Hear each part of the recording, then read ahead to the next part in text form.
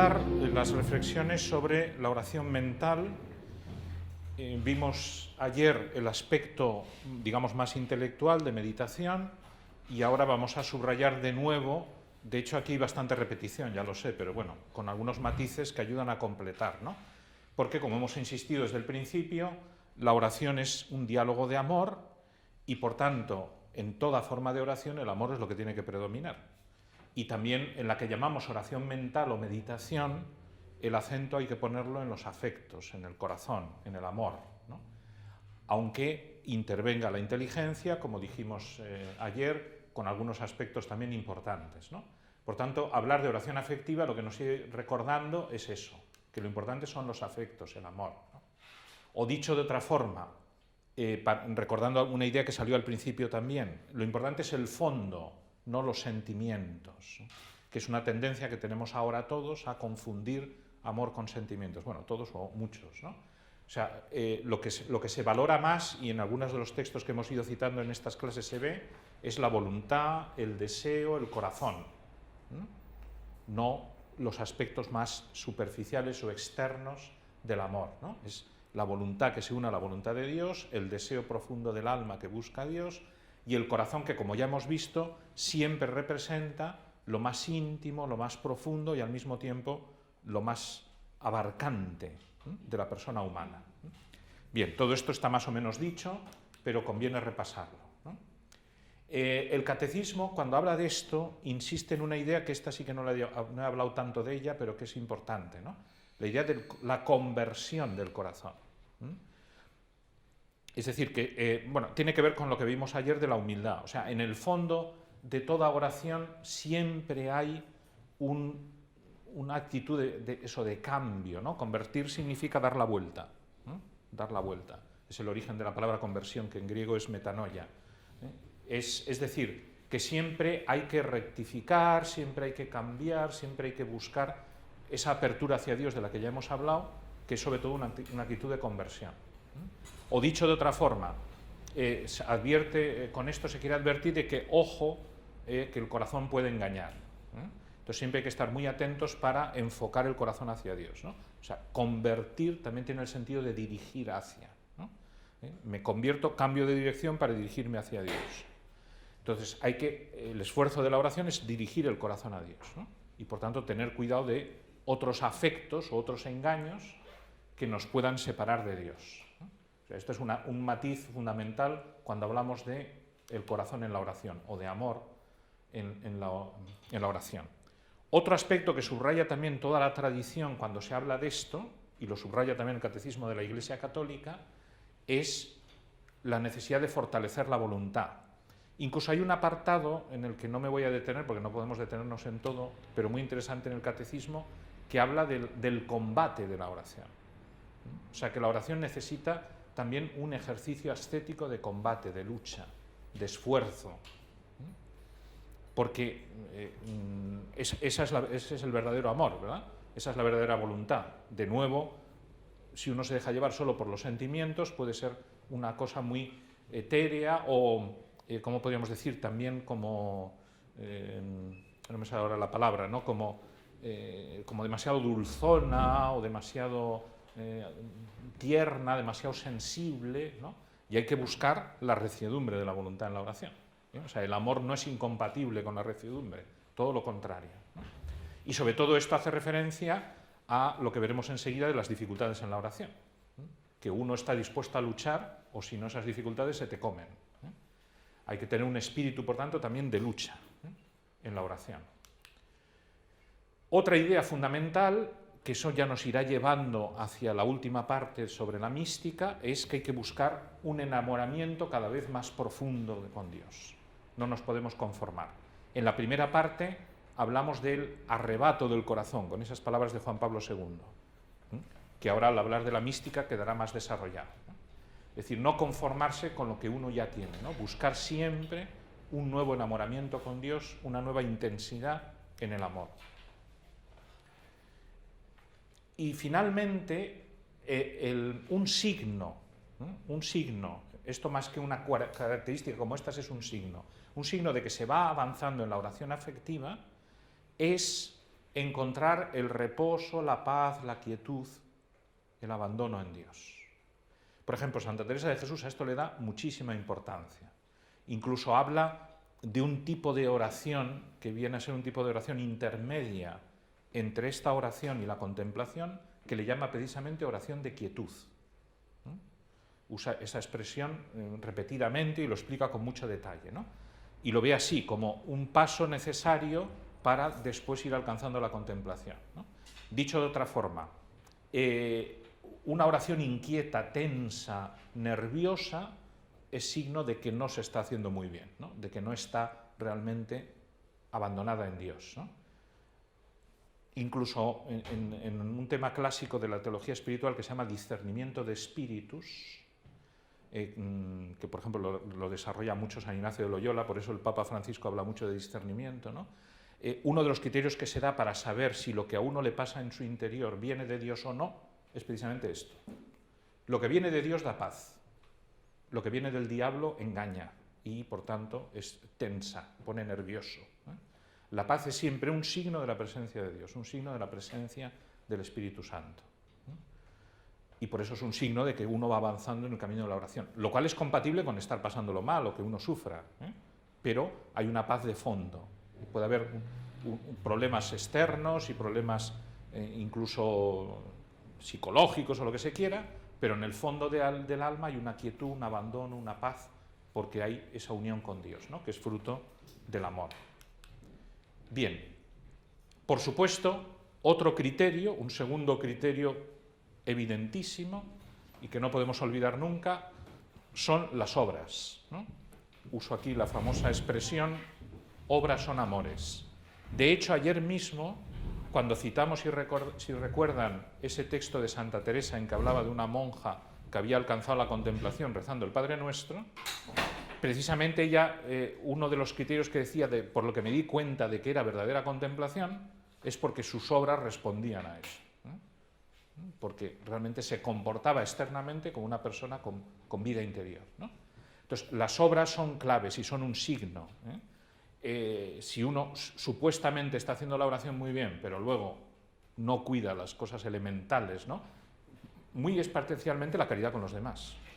Esa es la obra más importante, porque el amor a Dios y el amor a los demás están unidos, ¿no? Como sale tantas veces en el Evangelio, ¿no? Entonces una persona, por ejemplo, arisca, que se enfada con todo el mundo, que es envidiosa, que tal, por mucho que diga que está, perdón por otra vez el ejemplo de ayer, en las séptimas moradas de Santa Teresa, segurísimo que no está. O sea, segurísimo que su oración deja muchísimo que desear.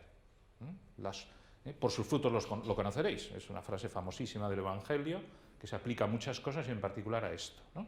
Es un criterio que nos ayuda a nosotros cuando hacemos oración para ver si de verdad vamos avanzando y que ayuda mucho también en la dirección espiritual, claro, para saber si una persona efectivamente se las da de muy piadosa y es verdad o no. Las obras son siempre un signo de que el amor es verdadero. Bien, esto daría también para un largo capítulo, pero de momento lo dejamos aquí apuntado. En definitiva, eso, que la verdadera oración, aunque la llamemos mental o meditación, tiene su esencia siempre, su núcleo, en el amor, diálogo de amor. Bien, vamos con el apartado de las dificultades, que me parece especialmente interesante porque nos afecta a todos y además hay mucha tradición en este tema. Incluso hay un libro famoso por ahí que muchas quizá habréis leído, que se llama Dificultades en la oración mental, ¿no? Y hay muchos otros libros, aunque no se titulen así, tratan con longitud este tema. El Catecismo le dedica también un apartado muy bien hecho y muy bien estructurado, que es en el que me voy a apoyar principalmente, aunque he cambiado un poquito el orden de alguna idea. En primer lugar están las distracciones, que el mismo Catecismo dice que es la dificultad más común, ¿no? Dice la dificultad habitual de la oración es la distracción. Tanto en la oración vocal como en la oración mental. Esto se aplica a los dos tipos de oración, aunque suele afectar más a la oración mental, pero se aplica a los dos. Entonces, aquí voy a subrayar dos ideas que me parecen muy interesantes. Primera, no salir a la caza de las distracciones. Esto lo dice el Catecismo y está muy bien dicho, es una trampa. O sea, luchar directamente contra la distracción es engañarse por la propia distracción y caer en la distracción. el catecismo es el que usa esta expresión de no salir a la caza. Entonces, el criterio tradicional en esto es exactamente al revés. O sea, huir de la distracción, llenando, por tanto, la cabeza y el corazón de algo que me quite la distracción. Por ejemplo, es el momento de tomar otra vez el Evangelio y empezar a leerlo, ¿no? O tomar las dos manos que decía el otro día, ¿no? Una mano u otra, decir, no, fuera, vamos a rezar otra vez con lo que tenía, ¿no? Con algo que me ayude a salir de la distracción, ¿no? O en el caso de la oración vocal, pues, por ejemplo, leerla en lugar de decirla de memoria, ¿no? Que entonces nos podemos distraer, o algo así, ¿no? Y un criterio también que conocen seguro porque lo daba San José María, que es transformar la distracción en oración, siguiendo la regla de oro que vimos en la primera parte. Es decir, en lugar de pensar en lo que me está distrayendo, decir, Señor, fíjate que... Y entonces ya lo hemos transformado en oración. Señor, que no sé hacer oración. Señor, que me estoy distrayendo por tal tema. Pero aún así yo combinaría los dos criterios, porque si uno sigue por ese camino, puede volverse a distraer, ¿no? Lo transformas en oración, pero enseguida dices, bueno, vamos a pasar a otra cosa, ¿no? Para no seguir con algo que sé que me puede distraer. Porque el segundo criterio que da el catecismo, o idea que es muy sugerente, es que las distracciones, el lado bueno, por decirlo así, de ellas, es que me ayudan a darme cuenta a qué cosas estoy apegado. Nos ayuda a descubrir los apegamientos. Sobre todo si uno se distrae muchas veces con lo mismo. Entonces, si me distraigo con tal cosa, quiere decir que mi corazón y mi mente están muy pendientes de eso. Y por tanto, ahí tengo es un ejemplo de relación entre oración y vida. Ahí tengo un campo de lucha. Si me distraigo mucho pues con tal persona, ojo, puedo estar apegada a esa persona. Me distraigo, no digo que la encomiendo y tal, sino que me distraigo, ¿no? O si me distraigo mucho con tal aspecto del trabajo, pues es que eso me ha agarrado, ¿no? Me ha enganchado, me tiene demasiado agarrada y tengo que soltarlo, ¿no? O no digamos ya pues con algo que ya es más vicioso o peligroso, evidentemente, ¿no? O banal, ¿no? Entonces, me ayuda a descubrir los apegamientos. Por eso es bueno hacer como un acto de examen, ¿no? Me he distraído, ¿por qué? ¿No? Y ver ahí dónde está la fuente de esa distracción. Bien, con estas dos ideas yo creo que agarramos lo más importante sobre el tema, aunque es un tema, desde luego, clave, ¿no? Después está la falta de fe y de visión sobrenatural, que de hecho, cuando habla de esto el catecismo dice expresamente que es la tentación más frecuente y la más oculta. Es decir, que es un tema con el que hay que tener mucho cuidado. ¿A qué nos referimos? Leo lo que dice el catecismo porque lo expresa muy bien, ¿no? Esta falta de fe no se expresa menos en una incredulidad declarada que en unas preferencias de hecho. Es decir, no nos estamos refiriendo a que de repente me entran dudas sobre la Santísima Trinidad, ¿no? O sobre la presencia de Jesús en la Eucaristía o eso. No, no es eso, ¿no? Sino que pongo otras cosas por delante de las cosas de Dios. Tengo otras preferencias. Este es el 2732. Pero bueno, están todos juntos, ¿eh? Es una parte que están todos juntos. O sea, que se titula así, en dificultades en la oración. Sigue diciendo, se empieza a orar y se presentan como prioritarios 1000 trabajos y cuidados que se consideran más urgentes. Ese es el tema, ¿no? O sea, tiene algo que ver con lo anterior, pero no es exactamente igual. Porque no es que uno se distraiga, quizá uno sigue rezando, pero está rezando sobre temas o cuestiones que no son las que realmente Dios quiere. Porque le falta visión sobrenatural, ¿no? Porque falta hondura, porque falta buscar lo que de verdad importa, ¿no? Una escena famosa del Evangelio que tiene que ver con esto es la de Marta y María, ¿no? Una sola cosa es necesaria. Marta no está haciendo nada malo, está haciendo algo muy bueno, trabajar, servir, y además está pensando en Jesús, y lo está haciendo por Jesús. Pero no es lo que toca hacer en ese momento, ¿no? Entonces, en la oración, viene a advertirnos el catecismo, nos puede pasar muchas veces eso, que estemos hablando con Dios de los temas que no son realmente importantes, de lo que Dios no quiere que hablemos, ¿no? O por lo menos no es lo más importante, no es lo prioritario, no es lo urgente o lo que sea, ¿no? Una vez más es el momento de la verdad del corazón y de clarificar preferencias, dice el catecismo. O sea que hay que tener un orden de valores claro para saber qué es lo primero en la oración. En cualquier caso, La falta de fe revela que no se ha alcanzado todavía la disposición propia de un corazón humilde. Sin mí no podéis hacer nada.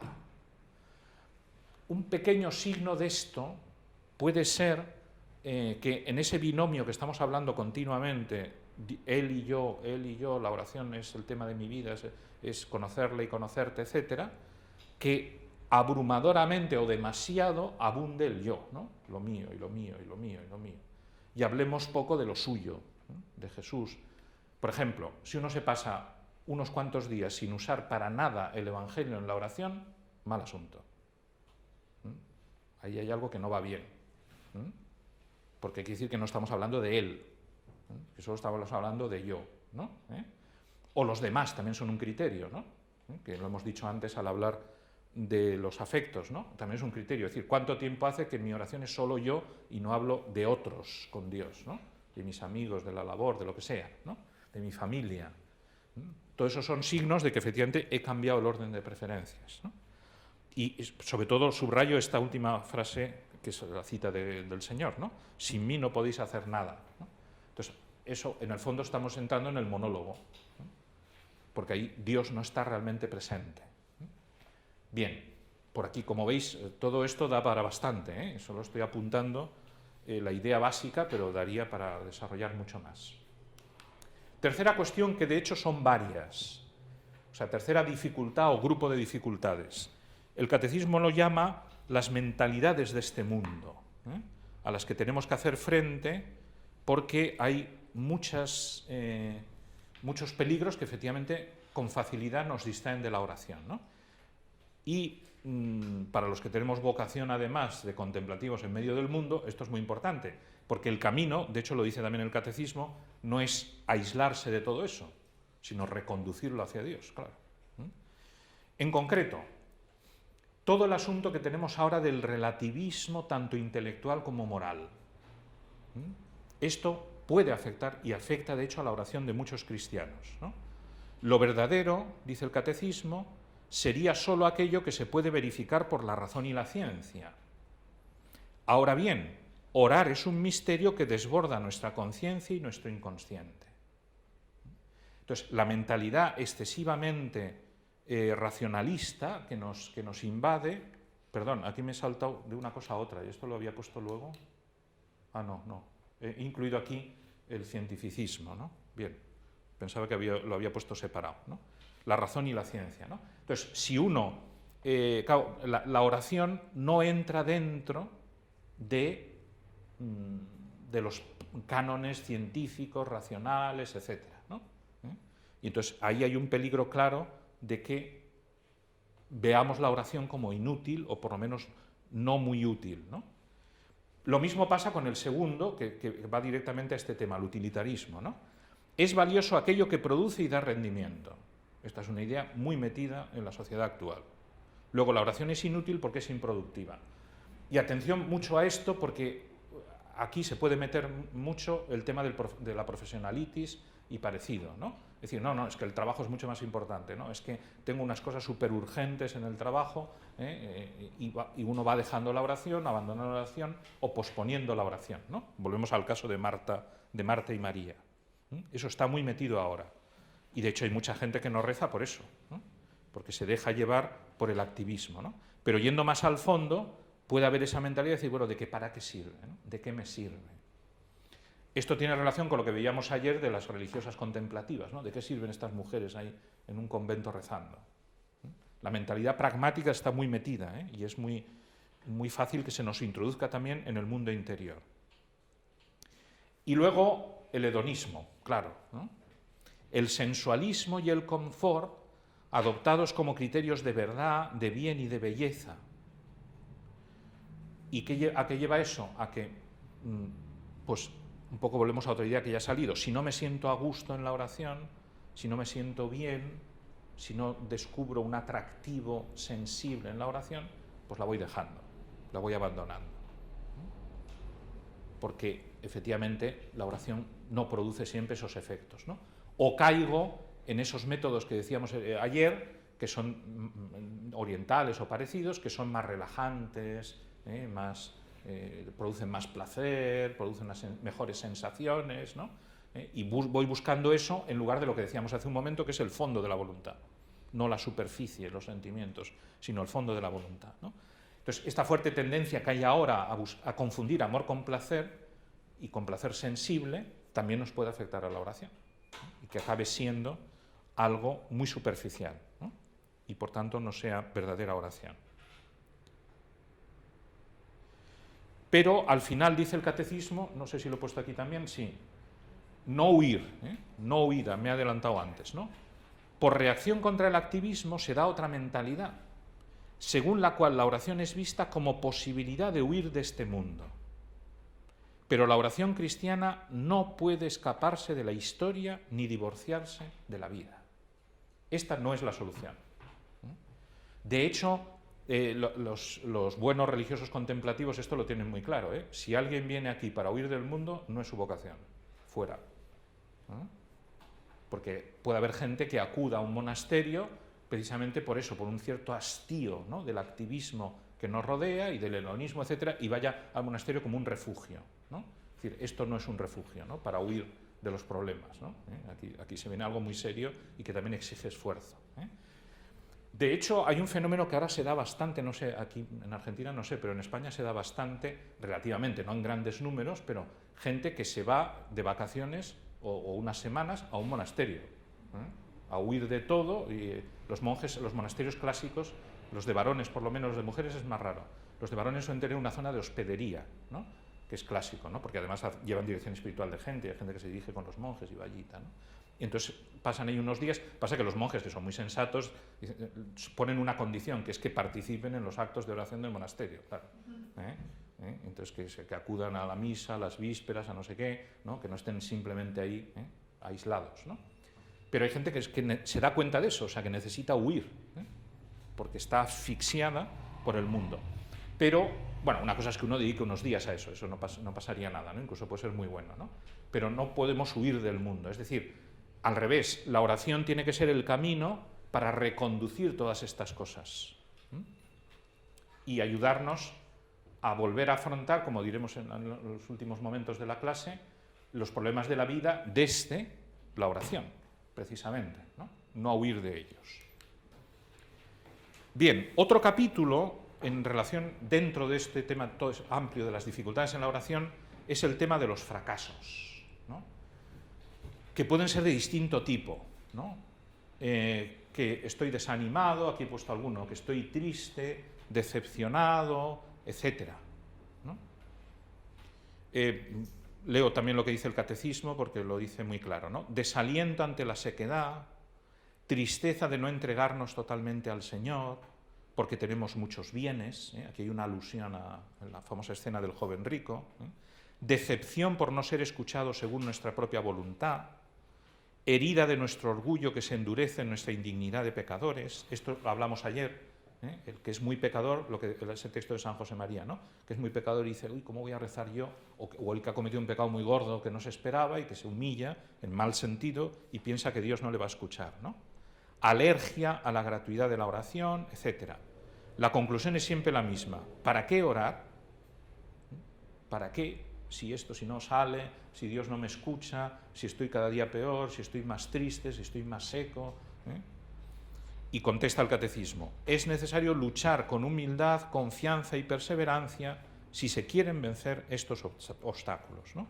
Es decir, las características que vimos ayer, ¿no?, precisamente van muy orientadas aquí, la humildad, esto hace falta mucha humildad y mucha perseverancia. Sobre todo esas dos cosas son fundamentales, ¿no? Humildad para aceptar, pues, que uno es débil y que cuesta y que es difícil y que hay que seguir contando con Dios. Volvemos a la frase anterior, sin mí no podéis hacer nada. Y luego, eso, la perseverancia.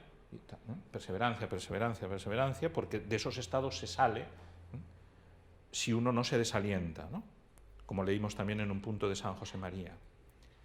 Dentro de esto está el caso particular de la oración no escuchada, que sobre todo se refiere a la oración de petición.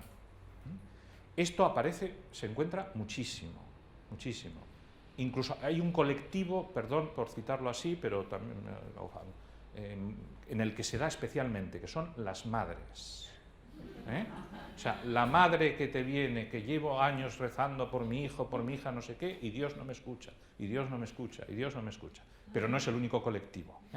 Es un tema muy frecuente, y sobre todo en gente buena, en gente piadosa, no en alguien que no reza porque le da igual, ¿no? Sino gente que reza mucho, ¿no? Que Dios no me escucha. Para responder a esto, hay un número del catecismo que es bueno, luego diré más cosas, pero este a mí me encantó la primera vez que lo leí, porque es de estas cosas geniales que a mí no se me había ocurrido, ¿no? Es el 2735. Dice: he aquí una observación llamativa. Cuando alabamos a Dios o le damos gracias por sus beneficios, no estamos preocupados por saber si esta oración les es agradable. Interesantísimo, ¿eh? O sea, solo nos preocupa si Dios me escucha cuando pedimos, pero no me preocupa si me escucha cuando le doy gracias o cuando le alabo. También cuando le pido perdón, eso también me preocupa, ¿no? Porque es pedir en este sentido, ¿no? Por el contrario, cuando pedimos, exigimos ver el resultado. ¿Cuál es entonces la imagen de Dios presente en este modo de orar? ¿Dios como medio o Dios como el Padre de nuestro Señor Jesucristo? Aquí está la clave. O sea, entender, de nuevo volvemos a lo que es la oración. O sea, el problema de estas personas, quizás sin darse mucha cuenta, no digo yo que sea una cosa muy consciente y a mala idea, por supuesto que no, pero es que ven la oración en el fondo como algo mágico, o sea, como un medio. Es lo que dice el catecismo, pero esta mentalidad también está muy metida, ¿no? Es decir, como si fuera la varita de Harry Potter, ¿no? O sea, yo muevo la varita y digo una fórmula y tiene que salir lo que yo quiero, ¿no? Y eso es Dios, ¿no? Un mago que hace magia y la magia es automática, ¿no? Pido y sale, pido y sale. Entonces, ahí evidentemente hay un problema que va a la esencia de la oración, es decir, ¿quién es mi interlocutor? ¿Y quién soy yo? Hay también aquí mucha soberbia oculta, claro. Y lo dice el catecismo irónicamente, ¿no?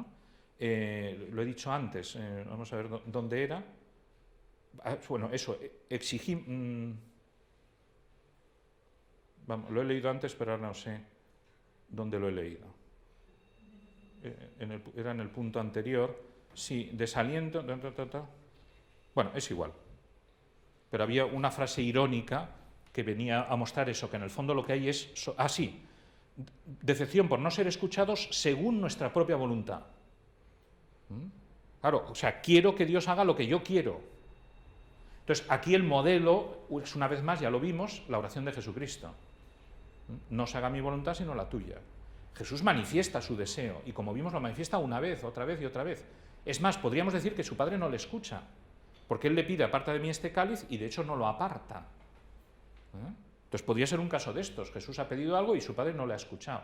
Pero no es así, porque Jesús con humildad reconoce que la voluntad de su Padre es más importante, que la voluntad de su Padre es otra, y la acepta. Entonces, o una persona está dispuesta de verdad a aceptar la voluntad de Dios, la que sea, o siempre le parecerá que su oración no es escuchada. Así de claro. Y no basta con decirle, no, espera un poco más, sé más perseverante, sé más paciente, ya te escuchará. No, porque hay una actitud de fondo que está viciada. Y estará un año más rezando y seguirá quejándose. Es verdad que la perseverancia es importante, como ya hemos dicho, ¿no? Y volveremos sobre ello, pero no, la solución es más de fondo. Entonces, este tema, por otra parte, es muy antiguo y ya los padres de la Iglesia lo explican de distintas formas, ¿no? Lo más importante que tener en cuenta son dos ideas. Lo que se llaman los bienes convenientes, es decir, ¿qué es lo que estoy pidiendo? Porque muchas veces lo que parece que Dios no me escucha, pero sencillamente que no estoy pidiendo algo bueno o lo que realmente conviene. Y aquí de nuevo volvemos a lo de antes, Dios sabe más. Por tanto, si no sale es porque probablemente lo que estoy pidiendo no conviene. Si estoy convencido de que conviene, pues entonces sigue pidiendo. Pero quizá lo que te está diciendo es el Señor, oye, no estás pidiendo lo que debes, o debes pedir otra cosa, o lo que sea, ¿no? Solo Dios concede aquello que es conveniente, pero teniendo en cuenta eso, que Dios sabe más y que a veces nosotros no sabemos de verdad lo que conviene. Pero luego no solo bienes convenientes, sino como conviene. Como conviene. Porque a veces condicionamos, como ha dicho aquí el catecismo, ¿no? Condicionamos nuestra petición a una situación determinada, a un tiempo determinado, a unas condiciones determinadas, y a veces Dios tiene otros planes, ¿no? Sí que quiere eso, pero en otro momento, de otra forma, en otra situación, etc. Bienes convenientes y como conviene. En el como conviene también la tradición incluye cosas que ya hemos ido viendo, ¿no? Rezar con fe, rezar con humildad, rezar con confianza y abandono, con perseverancia. Todo eso está en el como conviene, ¿no? Algunos dan unas listas más largas, otros más breves, pero estas cuatro suelen aparecer siempre, ¿eh? Fe, humildad, confianza y perseverancia. Esas cuatro suelen aparecer siempre en el como conviene. Y luego, otra cosa que es fundamental, que yo esto también lo digo mucho, y precisamente al caso, el ejemplo que he puesto de la madre por sus hijos o sus hijas, ¿no? Que a veces olvidamos de algo muy elemental, que es la libertad de los demás. O sea, puede ocurrir que Dios quiera y yo quiero, pero el interesado no quiere, punto. O sea, y como Dios nunca fuerza la libertad de nadie, pues hasta que cambie la voluntad del interesado, hay que seguir rezando. Ojo, ese no es excusa para dejar de rezar, porque la voluntad del interesado puede cambiar en cualquier momento. Y Dios tiene muchos trucos, podríamos decir, ¿no? Tiene muchos caminos para conseguir convencer, pero convencer, nunca vencer a la fuerza. Aquí, de todo esto, tenemos un ejemplo maravilloso que además es perfecto para la madre de los hijos, que es Santa Mónica. Es un ejemplo fundamental y clarísimo, ¿no? Pues hasta los 33, no me acuerdo si es 33, 34 años, no se convirtió San Agustín, ¿no? Que se dice pronto. Si Santa Mónica se hubiera cansado a los 31, a los 25, a los 23, pues no se hubiera convertido. Pero, y ahí se ve muy bien lo de la libertad de los demás, porque como es el propio San Agustín el que cuenta la historia, va dando datos, incluso una vez dice expresamente que huyó de su madre, o sea, salió por piernas, ¿no? Bueno, y así sucesivamente, ¿no? O sea, pues ahí se ve lo de la libertad, pero la madre fue más tenaz, y tenemos ahí nada menos que a San Agustín, ¿no? Bien. Y luego, otro capítulo, este es más delicado y difícil, pero desde luego muy frecuente, ¿no? La acedia y la sequedad. Bueno, los he puesto aquí juntos, pero no son exactamente lo mismo. No son exactamente lo mismo. La acedia hace referencia más bien a un problema ascético, un problema ascético, que es muy parecido a lo que tradicionalmente se llama tibieza. Lo describe así el catecismo, ¿no? Una forma de aspereza o de desabrimiento debidos al relajamiento en las cesis, al descuido de la vigilancia y a la negligencia del corazón. Sí, están todos juntos, es que yo los digo, pero me parece que es inútil, porque van seguidos. Ese es el 2733.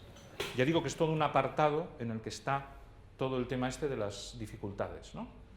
Es decir, la acedia de nuevo es algo que me tiene que ayudar a darme cuenta de que hay un problema más de fondo y que es algo de la vida. Es decir, si me siento así en la oración, es porque lo he provocado. Por ejemplo, aquí alude claramente falta de mortificación.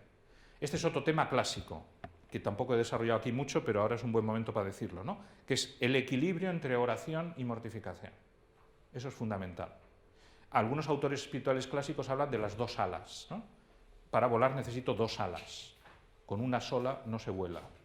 Y las dos alas son oración y mortificación. Recuerdo hace años que el típico que siempre pone pegas a todo me dijo, no, pero el ala delta es una sola ala. Dices, sí, pero vas en el medio.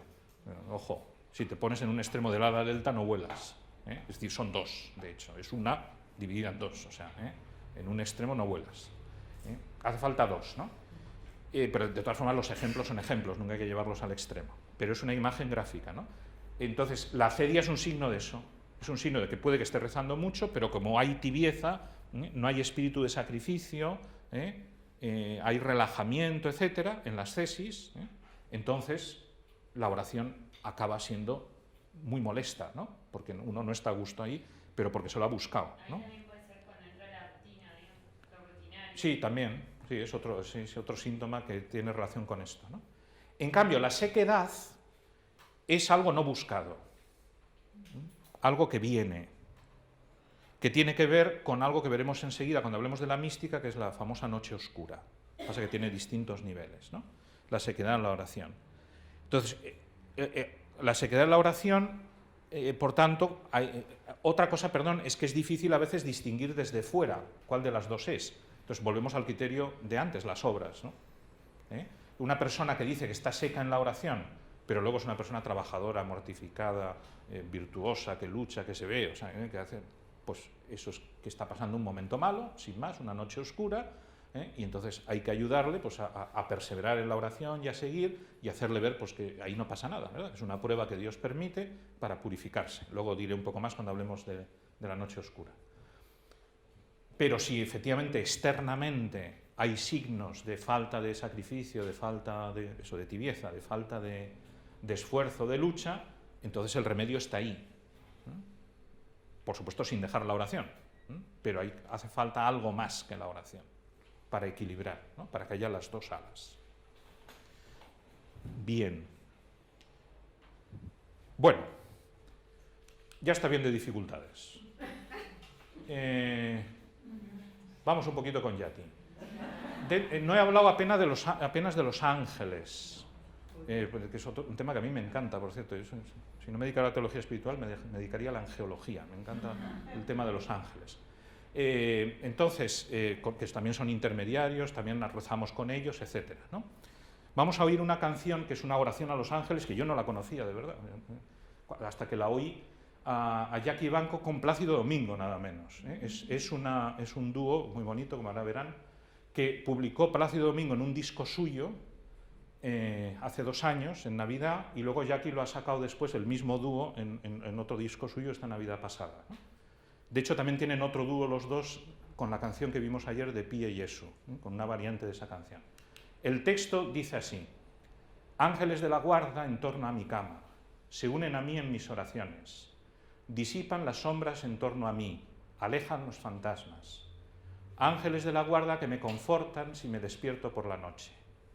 Protegen mis sueños, sus auras son mi luz, secan mis lágrimas si lloro, me arropan por la noche y me despiertan de mi sueño. Están a mi lado hasta que me levanto. Hay uno con alas brillantes que me toma de la mano y me enseña el paraíso.